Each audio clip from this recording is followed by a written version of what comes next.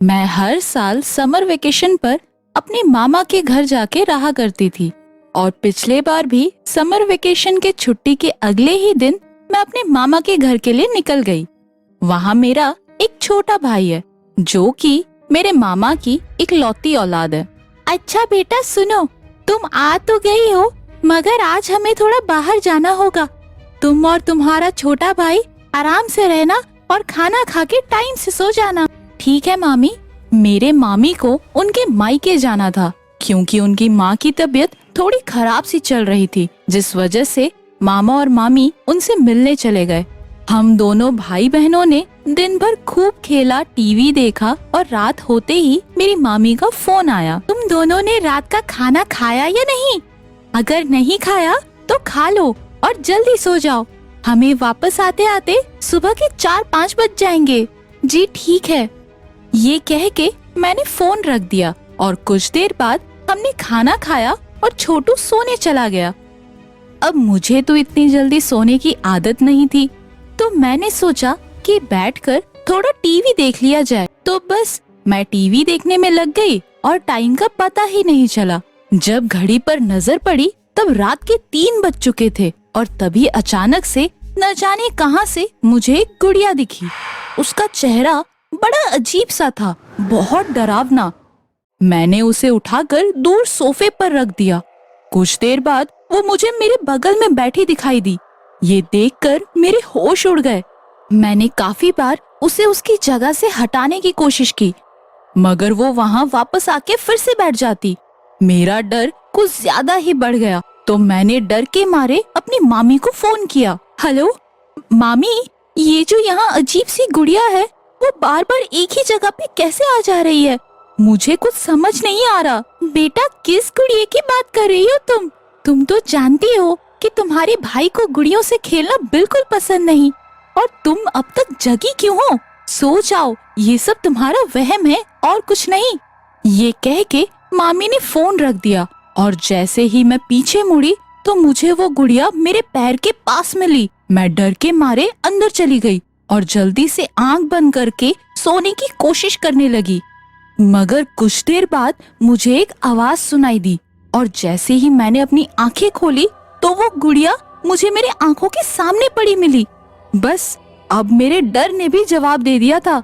मैंने अपने भाई को उठाया और तुरंत घर से बाहर निकल गए और निकलते वक्त मुझे दरवाजे पे लिखा मिला कि ये घर मेरा है, मैं बरसों से इस घर में रहते आई हूँ।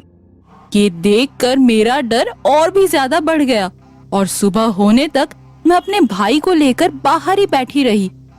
दोनों के वापस आ जाने पर मैंने उन्हें सब कुछ बताया मगर किसी ने भी मेरी बातों पे यकीन नहीं किया और ना तो मैं खुद को साबित कर पाई कि मैं सच बोल रही थी। मैंने पूरे घर पे वो गुड़िया ढूंढी मगर मुझे वो कहीं नहीं मिली।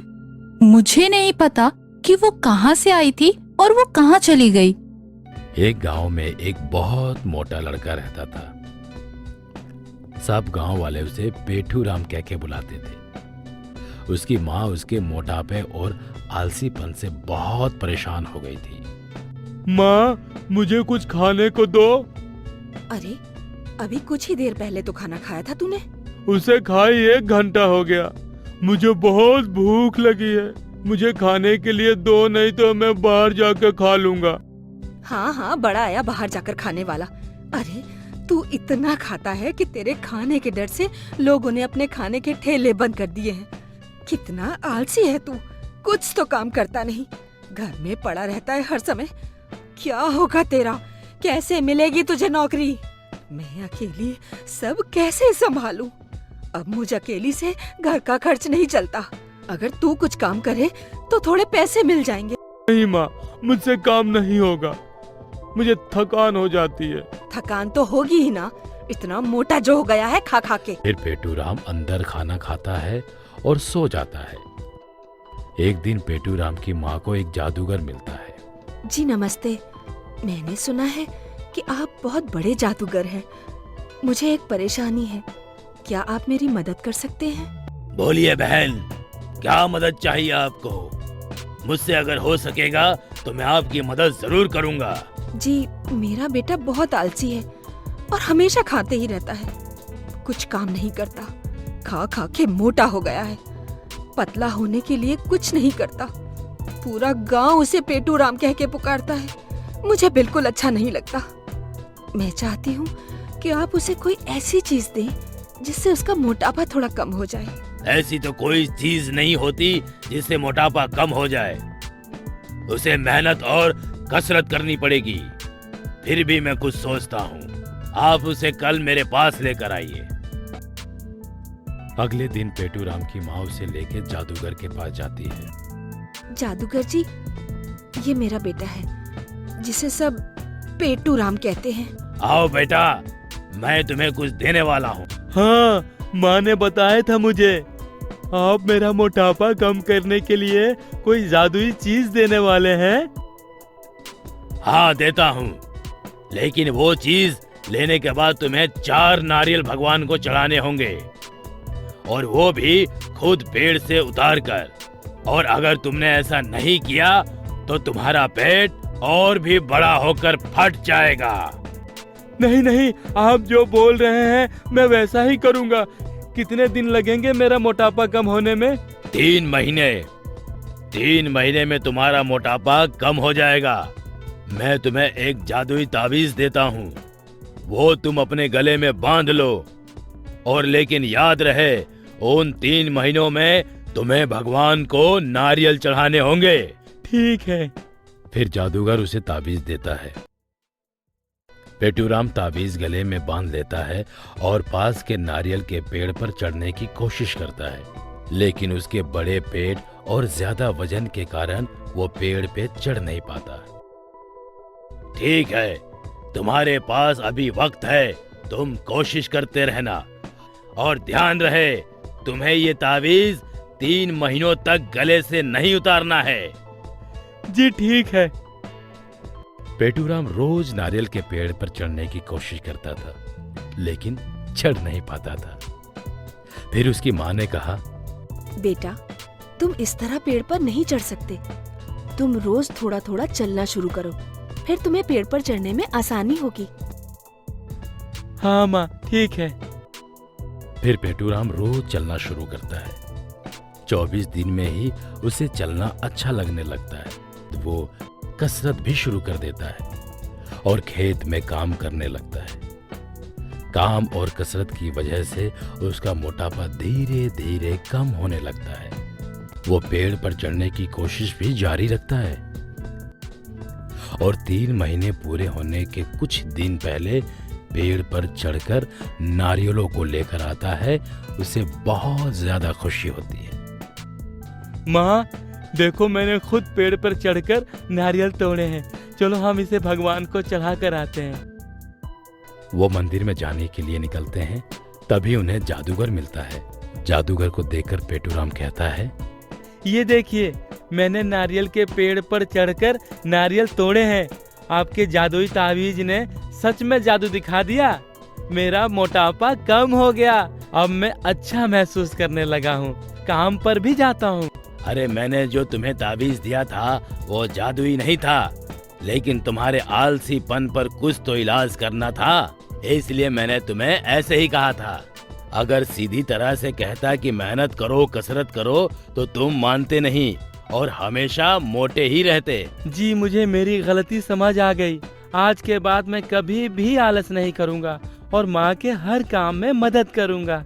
उस दिन से गांव के लोग उसे पेटूराम कहना बंद कर देते हैं और वो खुशी से अपनी जिंदगी जीने लगता है। आलिया का पति एक वैज्ञानिक था। वो हमेशा कुछ ना कुछ खोज और प्रयोग करता रहता था, जिससे आलिया बहुत परेशान हो चुकी थी। एक दिन आलिया का पति हाथ में गिलास लिए खड़ा था। सुनिए, ये क्या कर रहे हैं आप? मैं एक ऐसा शरबत बना रहा हूँ जिसे पीने से आदमी सच बोलने लगता है। आलिया उस गिलास को लेती है और शरबत को सूंघती है। ये शरबत नहीं है, शराब है, और इसकी खोज आपने नहीं की है, सदियों पहले हो चुकी है। वो पता है मुझे, मैं तो बस ये खोज रहा हूँ कि इसे पीने से आदमी सच कैसे बोलता है। मैं तो तंग आ गई हूँ आपसे और आपकी इस खोज करने की आदत से। देखो, मैं एक वैज्ञानिक हूँ, मैं तो खोज करूँगा ही ना। इसमें तंग होने जैसी क्या बात है? क्या बात है? उस दिन हमारे घर में मेहमान आए थे, आपने उन्हें चाय में सोडा मिलाकर पिला दिया। अरे वो देखो, चाय पीने से एसिडिटी बढ़ती है और सोडा पीने से कम होती है। तो चाय और सोडा अलग अलग पीने से अच्छा है कि एक साथ मिलाकर पिए, इसलिए मैंने ऐसा किया। अच्छा, और इसमें आपकी खोज क्या थी? खोज मतलब खाने पीने में समय की बचत कैसे की जाती है उसकी खोज थी ये, समझी? लेकिन आपकी इस खोज के कारण सोडे वाली चाय पीने के बाद मेहमानों के पेट में जो गुड़गुड़ हो रही थी ना, उसका क्या? सबने कितने ताने मारे थे मुझे, पता है आपको? और उस दिन आपने मेरे टॉमी की पूंछ को नली में डालकर क्यों रखा था? बेचारा कितना परेशान हो गया था। बड़े बुजुर्ग क्या कह के गए हैं पता है ना, कि कुत्ते की दुम नली में डाल के रखोगे ना, फिर भी टेढ़ी की टेढ़ी ही रहेगी। नली टेढ़ी हो जाएगी लेकिन दुम कभी सीधी नहीं होने वाली। अरे पता है ना, और मुझे टॉमी की दुम सीधी करनी ही नहीं थी। मैं तो खोजना चाहता था कि कुत्ते की पूंछ नली में डालने के बाद नली कितनी देर में टेढ़ी होती है। लेकिन तुमने तो वो नली निकाल दी और मेरी खोज अधूरी रह गई। आप कोई अच्छी खोज नहीं कर सकते हैं क्या, जिससे मुझे कोई परेशानी ना हो और मुझे आराम मिले? ठीक है आलिया, मुझे थोड़ा समय दो, मैं जल्द ही तुम्हें ऐसी खोज करके दिखाता हूँ। फिर 2 महीने बाद आलिया का पति एक औरत को लेकर आता है। वो दिखने में सामान्य होती है लेकिन बात रोबोट जैसी करती है। अरे आलिया, ये देखो मैं तुम्हारे लिए क्या लेकर आया हूँ। कौन है ये औरत? ये शालिनी है, और ये औरत नहीं, एक रोबो है। रोबो? लेकिन ये तो एक औरत ही दिख रही है और मेरे जैसी साड़ी पहनी है इसने। अरे यही तो मेरी खोज है कि रोबो मशीन भी इंसान जैसी दिखती है। सच में बहुत अच्छी खोज की है आपने। आज मुझे आपके वैज्ञानिक होने पर गर्व महसूस हो रहा है ना? अब तुम शालिनी को कोई भी काम बताओ, वो तुम्हारा सब काम करेगी और तुम्हें आराम मिलेगा, है ना शालिनी? जी सर, मैं मैडम का सारा काम करूंगी। बताइए मैडम, क्या करना है मुझे? हाँ, अभी तुम मुझे एक गर्मा गर्म चाय पिला दो और उसके बाद में घर के सारे काम कर लेना। ठीक है मैडम। फिर शालिनी आलिया को चाय देकर घर के सारे काम कर देती है। रात को खाना खाने के बाद आलिया सोफे पर पैर रखकर बैठती है और शालिनी को पैर दबाने के लिए कहती है। शालिनी, जरा मेरे पैर दबा दो, बहुत दर्द हो रहा है। शालिनी गुस्सा हो जाती है और इंसानों के जैसे बोलने क्या कहा तुमने? पैर दबाओ? अरे सुबह से मैं ही काम कर रही हूँ, तुमने तो सिर्फ आराम ही किया है, फिर भी तुम्हारे पैरों में दर्द होने लगा। दर्द तो मेरे पाँव कर रहे हैं, मैं बहुत थक गई हूँ। अरे तुम तो इंसानों के जैसे बोल रही हो, तुम तो एक मशीन हो, तुम कैसे थक सकती हो? मैं इंसान ही हूँ और तुम्हारे पति की पत्नी भी। क्या कह रही हो तुम? सुनिए जी, देखिए शालिनी कैसी बातें कर रही है। शालिनी ठीक बोल रही है, ये मेरी पत्नी भी है और एक औरत भी। लेकिन आप तो कुछ खोज करने वाले थे ना, आपने दूसरी शादी क्यों की? मैंने सुना था कि 2 औरत कभी भी एक दूसरे से खुश नहीं रह सकती। अब ये दोनों औरत एक दूसरे के साथ खुश क्यों नहीं रह सकती, इसी की खोज करने के लिए मैंने ये शालिनी से शादी कर ली। आलिया और शालिनी दोनों अपने सर पर हाथ धरकर बैठ जाती हैं और उनका पति हंसते हुए घर से बाहर चला जाता है।